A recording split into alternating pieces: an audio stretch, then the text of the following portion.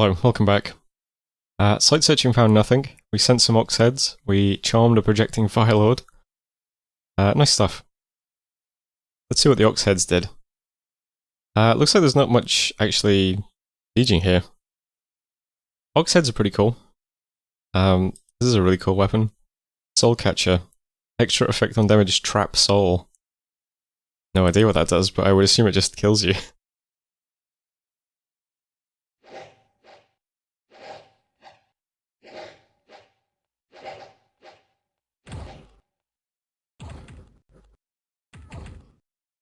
Pretty good to me. So I guess we didn't really learn much. Oh, maybe it's some kind of astral fetters. I guess we didn't really learn much from doing this, but it was cool. You got to admit it's cool. So there we go. So we've actually liberated one of Satrani's forts. Not quite what I thought would happen. Did some more infiltrating. I should probably look at those. I haven't looked at them since we started getting some infiltrations off, but it doesn't really tell us much, does it, at this point? We know that Satrani is pretty squashed. There's Zoko now, that's the new line. Their line actually does match up with their banner. Helpfully. Let's see. They're smaller than us, good. Have fewer forts than us, makes sense. Have lower income than us, also makes sense. Can't see gem income or... Look at that research curve. Or anything else. Oh, army size. So their army is about as large as ours. And they're currently in a war and it's still going up, so that's probably good for them. And Satrani has so much army even though they're tiny. Kind of see it here now. There's 80 units there, 60 there, and then whatever is in this fort. I really want this throne because it's the golden throne. It's like 200 gold is like pretty nice. Anyway, events. We got 20 pearls from our global this turn. We lost some dominion in Jankeep. Got a dominion change in Goita. What was that? Oh, well that's a funny one to get it in, I guess. It's not even these players, it's someone on the other part of the world. Centania, we got a little bit of gold and a few gems of every kind. Nethermark, a little bit of dominion and gold. Very nice. And is that it? Looks like piggybacking has finally been vanquished as well. Which province was it that got the sectarian movement? So that's Jankeep. I think that's the island. So there's a sectarian movement that we have to root out on the island of Jankeep. Interesting. That's it for messages. We are now Dominion 10. I'll just mention that before I forget. So, pretty nice. I've started queuing up 10 sacreds per turn. Although our order still hasn't recovered, which is pretty shocking. How long does this event last? Yeah, but that's cool. Our Dominion looks pretty strong now. It's starting to push into other players, including going underwater adjacent to a guy's underwater throne, which is pretty good.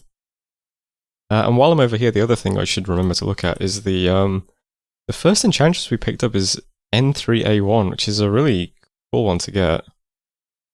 That means we got 2 picks of nature, and then we also got a 50% pick as well, which is really nice. Yeah, they're only guaranteed 2 picks. So we got all 3 picks, and then 2 of them were stacked on the nature they already have. It's pretty lucky, I suppose.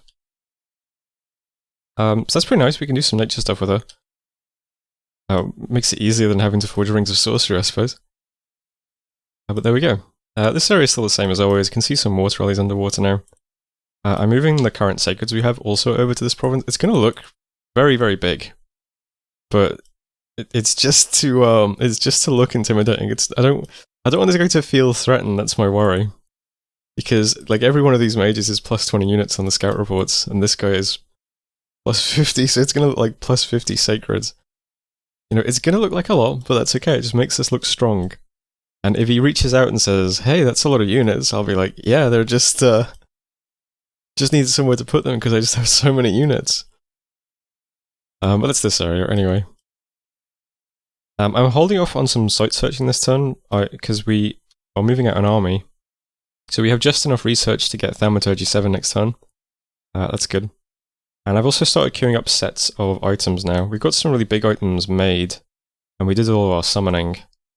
I'd like to summon another Hydromancer at some point. But we now permanently have queued up a Shroud a month, a Spell Focus a month, a Boots of the Messenger a month. These guys all have the hammers. As well as, I'm going to have difficulty finding these guys. I should probably do it on the F1 screen, but as well as Coral Blade a month. Let's do it on the F1 screen. Coral Blade, Boots of the Messenger, Shroud, Spell Focus, Skull Cap, and Crystal Coin. So there's the Seto. I think we can get away with forging that each month.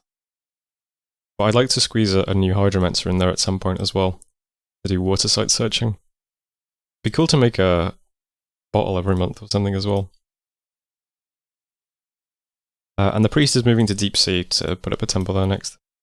I think that's it for miscellaneous stuff back here, which just leaves the main thing this turn. Dominion is very strong here now as well. Both of these problems were just one white candle like a turn ago. And now Chill Out is 2 and this one's 5. I've got these Telistic Animates just on like all of my borders, just constantly preaching in temples. Gaeta. Gaeta's getting a big communion. I don't even know how many slaves this is. It's a lot of slaves. All of the S1 guys are just on communion slave duty. I think it's over 20 slaves. Which is cool. The way I'm going to do it at the moment is all of the big mages, the chosen stargazers, they're going to be communion masters. And the little guys are going to be communion slaves. And then the middle guys, these guys, they're just not part of the communion yet. I want to see how much fatigue this generates, especially in Cold 3. And then depending on situation, these guys can either become masters or slaves as needed, I suppose. Another frustrating thing is that the communion slaves, the astral ones, are all cast time 200%. So if we queued up communion slave and communion master spells like that, we wouldn't get any army buffs off. Well, we could get one off. Because, but it'd be kind of late. They'd be like walking forwards when they went off. So the way I'm doing it instead is the communion slaves do the communion slave spell, which is 200% cast time. And then the other mages do a buff that takes 100% cast time. And then they do the fire version of the communion master spell, which only has a 25% cast time. So those end up, the pyre ends up going off at the same time as the communion slave. Which I know seems weird because this is 200% and this is only combined 125. But that, I don't know. I guess things that take partial turns just end up resolving on the same turn anyway. Well, no, because it doesn't. Well, I don't know. But I'll show you in a battle. Like, these two spells go off at the exact same time, which I don't really get, but this is how it's set up anyway. Then on the third turn, they do some kind of buff that will propagate through the communion, and then they go on to big spells. Improved Averted Fate is a really cool one. Any spell that has Area Effect Caster but lingers, it still propagates through the communion, but then it is an AoE cloud, so we just get a giant cloud of Improved Averted Fate if we cast this on our communion, which is pretty cool. Most mages are going to do Soul Slay. A couple of the big S mages are going to do Halt Foes. Range 100, Precision 100, AoE 9, Paralyze. Should be pretty good. And then, yeah, most people are doing Soul Slay. Got some Earth Power for the communion in there. Protection for Fire for the communion. Earth Power for the communion. Another Improved Averted Fate at the end. Yeah, all the little guys do Twist Fate. It's 50% cast time, AoE 4, and then they do Fortune, which is Luck, AoE 2, 200% cast time. And then they try to do some Soul Slays. There's my Prophet, Divine Blessing, then joins the communion. Then does Holy Avenger. Does this propagate through the communion? I have no idea. It would be cool if it did. And the biggest Astral Mage we have, currently S5, who will be S6 because of the banner, and then 7 because of Power of Spheres. This goes S7 by default before he even joins the communion. Is going to try doing Mass Mental Burn. This is 16... Oh wow, it scales as well. So 16 plus 1 points of armor negating magic damage. It is resisted, but that just hits every enemy on the battlefield. Seems pretty good to me. So he'll try getting that off. There's a Nature Mage doing Paragaya in AoE 15, and then propagating Regen through the communion, and then doing Howl, and doing Soul Slays. Does Regen work on... It doesn't work on inanimates. It does work on undead though, right? My mages aren't inanimate, are they? No. Yeah, so that'll work on them. There's a guy propagating Poison Warding. And then the Fire Mages. Fire Mages are a bit different. I'm leaving them out of the communion because none of my slaves have Fire Magic. I don't want to overload them in Cold 3 is the thing. They do advanced Phoenix Power on turn 1, which is just AoE 15, 25% cast time, +1 fire magic. Doesn't take a gem or anything. So that's a nice one. That should hit all the mages. And then they're going to do improved barriers of fire. This is AoE 17 fire shield. I think that'll be really, really useful against flying units with 2 attacks per round. I'm going to propagate as much. I'm going to propagate fire shield through the communion as well. So we've got AoE 17 fire shield, and then there's another guy doing it as well. What's that? 34? 34 squares worth of fire shield should help against flying units, I think. Also got an incendiary will. Whole battlefield gets +4 magic resistance, that'll help us a lot. Someone's doing the personal magic resistance buff, propagating it through the communion too. This guy's not doing anything in the communion yet, he's just going to spam AoE 1 versions of Life After Death for a bit. Again, we'll see how the communion functions, and if we can plug more people into it, we will, but yeah.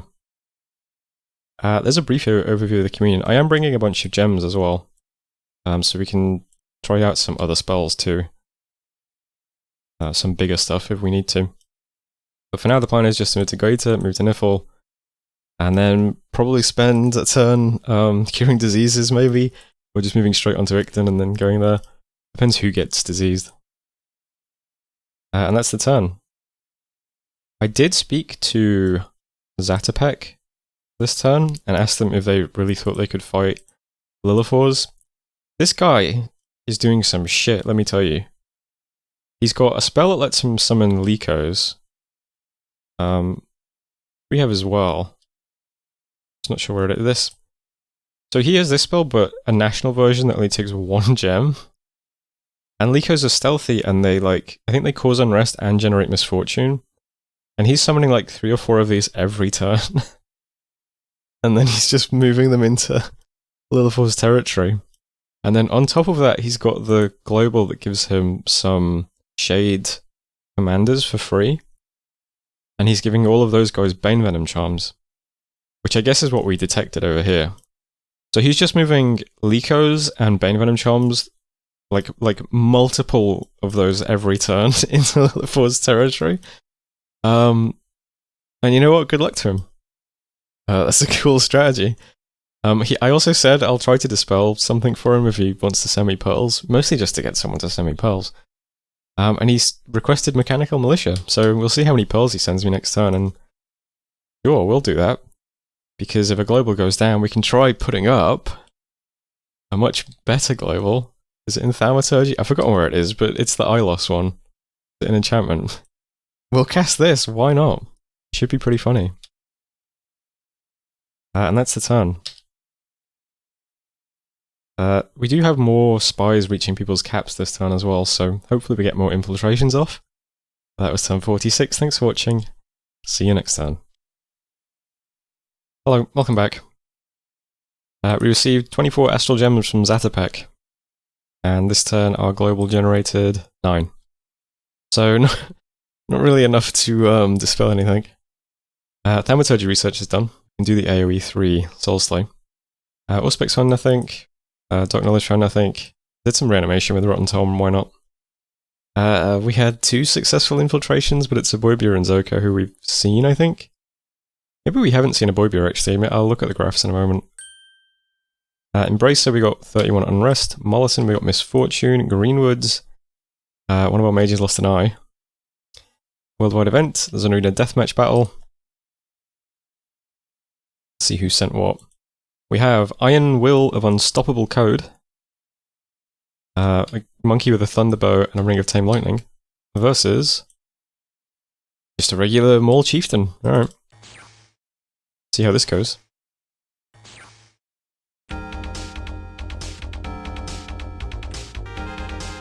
Pretty intense. Oh wow, this guy turns into a... well, it didn't help him. This is round 1. Round 2. We have same dude. He now has 1 hit point. Versus 5 health and a dream, the assassin. He has a golden arbalest, he has an acorn necklace. I've never seen this item before, what the hell? 15 chakras and luck, that's pretty nice. And a handful of acorns. Well, I'm not sure if the guy with 1 hit point is going to do this, but then this guy has 5 hit points, so nope, never mind. Last battle, we have Lilithors. Okay, let's see what kind of monster this guy's sent. Yep, alright. Assume this guy's going to win. Good luck to 5 health and Dream.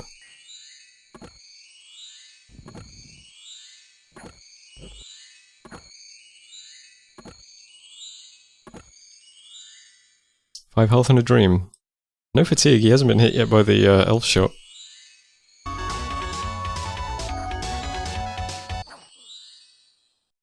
Dream is dead. Congratulations to Lilithors. Champion's helmet as prize. Yeah, nice, okay. So there we are. Not much happening this turn. I can forge a set of items every turn. We have plenty of gems left over. So that's nice. I'll wait until we've got a lab that we can put these items onto more mages in this army. Pretty good. We have a cat mage and an enchantress. Is that what they're called? Yeah, queued up this turn. So not much gold in the treasury. So I can't start another temple just yet. But that's okay, next time we should have a lot of gold in the treasury. Everything else is still just full recruitment as usual. And only forging I'm doing is that set of items. So I don't think there's anything else, whoops. I don't think there's anything else special happening other than the invasion of Citrani. Doesn't look like it. Yeah, so I'm just going to move to Nifl this turn with the big army. I think I already showed off this communion, but the big change now is that we've stuck in some enslaved groups and soul sunderings, since we can now cast those. Army's just arranged like this, in blocks around my mages, some infantry as well. Mages doing group cheat, fate and fortune, and then soul slays. The big mages are doing some kind of buff on turn 1, focusing pyre, and then they do another buff or a propagation buff, and then some battle spells. Pretty straightforward. Only other thing that's happening is Rotten Tom is sending ox heads at Swandi, since that seems like it'll cut off movement from the Citrani's cap. Although I can't see any of these provinces, so who knows where he has units lurking around. But if we take this in the ritual phase, then anything that tries to move from here to here this turn won't be able to. Unless they can get through there in the same amount of time, I suppose. And that's it. That's the turn. So, see you next time when we have a battle. Other than that, that's turn 47. So thanks for watching. And I will see you then. Hello, welcome back. I got the alteration done. Back into Thaumaturgy now to 8. Alteration 4 just gives us a big lightning resist buff, I think. Yeah, this one. Advanced resist lightning, plus 5 in an AoE 21. It's something. Thaumaturgy 8. Get this to get the big version of Soul Sundering. Might take a little while. Run, what was that? 951 research for a month. Still 3.8k away. Did some site searching. We found an alchemist guild in Janky, which is cool. Lets you recruit alchemists. Also gives you a fire gem and an earth gem. Probably not going to prioritize them since they duplicate our paths, but it's cool anyway. Arrows flew out of the sky and struck some of our mages. One of our little communion slaves died, unfortunately. Some more site searching, didn't find anything. I threw the ox heads into this intervening province. Turns out there's an army here.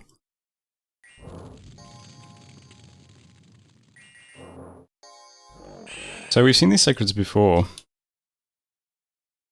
Yeah, this is pretty tough, because it's still Cold 3, Turmoil 3 in the Throne Province. So if he can easily move those onto us this turn, that's 21 protection, 17 in attack and 14 defense. This guy has a bit of experience, but even so. The Bless also sucks. The Bless is Twist Fate, which means laying down our spells doesn't really do much, because we have to hit with at least 2 spells no matter what. So we can't just like pop random squares every turn. And that big global mind burn will also be negated by this. So yeah, it's a bit rough that these guys can just get straight at us. The Mushis are annoying as well because they will soak up all of the soul slays. Lots of infiltrations. I'll look at the graphs again in a moment. I forgot to look at graphs again. Let's see. Most importantly is Aboivia. So there's Aboivia. In terms of provinces, yeah, they're pretty small relative to us. We're at the top still. There's Zoko, the guy on our left. There's Gondwald. I don't really have any relationship with Gondwald, but I infiltrated their cap, so there it is. Looks like they're the same size as Aboivia. Trani, very small, but very scary units. Looks like they gained a province this turn, interestingly. Zatopek, the frog guys. Yep. Ports, probably not going to learn anything there. Income, we're first in income, which is good. There's Zoko. Where's Aboivia? In the middle. And that's it. Army size as well. So someone is Zoko and is that Satrani? Zatopek? Yeah. Zoko and Zatopek are losing units, it seems, I guess in their war with Ulafors. Unfortunate for them. Everyone else is just increasing. I guess no one else is in wars. It's weird then that Satrani gained a province. Oh well, there's the graphs. I'll take you back to the turn now. We moved on to Nifl with no problems. I guess you can just see the army briefly, but there's nothing really here. It does look cool. Lots of buffs. It's a shame that all of the fire shields and stuff prioritize the infantry, but... also saw about an Elkland. I haven't watched this yet, so I don't know what it is. It is another Lillifor's thug. Oh, this is the champion guy who just won the tournament. Into... Oh, just taking a province back. Well, we can watch a thug delete some squares of units. Pretty good.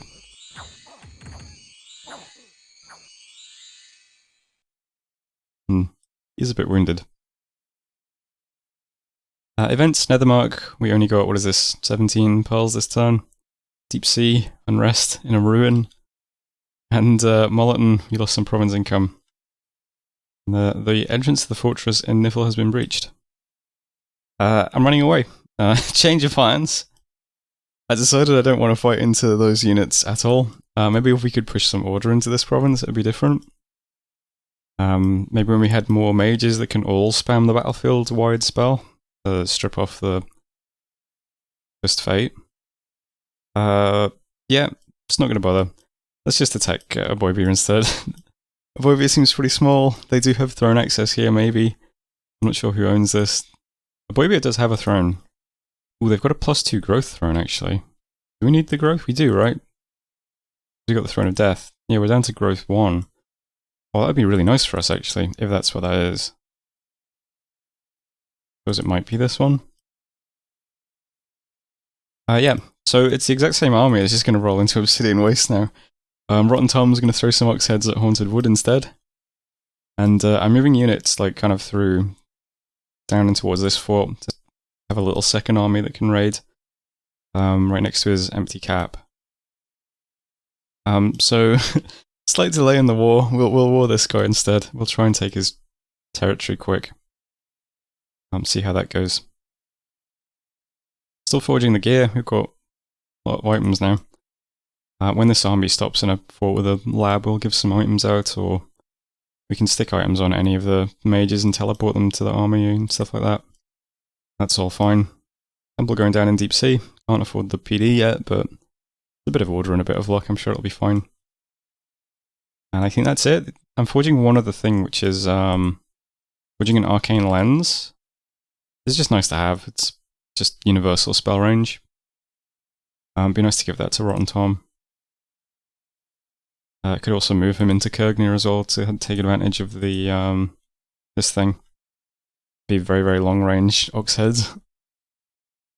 But that's it for the turn. So, see you next time when we fight Aboivia instead.